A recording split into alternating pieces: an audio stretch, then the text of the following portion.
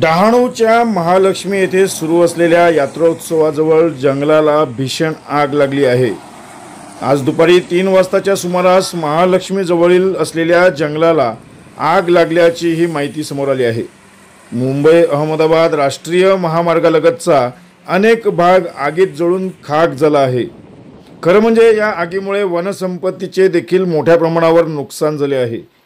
रात्रीच्या सुमारास लावण्यात आलेल्या आगीचं रूपांतर वणव्यामध्ये झालं आहे। या आगीमुळे यात्रा आणि मुंबई अहमदाबाद राष्ट्रीय महामार्गावर धुराचं साम्राज्य पसरलं आहे। खरं म्हणजे गेल्या काही वर्षांपासून पालघर जिल्ह्यामध्ये वणवा लागण्याच्या घटना वारंवार समोर येत आहेत। तरीही प्रशासन मात्र या घटना रोखण्यामध्ये निष्क्रिय ठरले आहे। खरं म्हणजे या आगीमुळे जंगल वन संपत्तीचे मोठे नुकसान झालेले समोर आले आहे। खरं म्हणजे मुंबई अहमदाबाद राष्ट्रीय महामार्गावर दररोज हजारो वाहनांचा प्रवास सुरू असतो। त्यातच महालक्ष्मी येथे लाखो भाविक दर्शनासाठी येत असतात।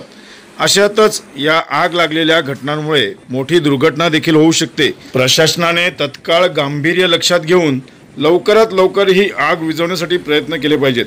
तर अशा आग लावणाऱ्या व्यक्तींवर देखील गुन्हा दाखल करून कठोर कारवाई करण्याची मागणी स्थानिकांकडून केली जात आहे।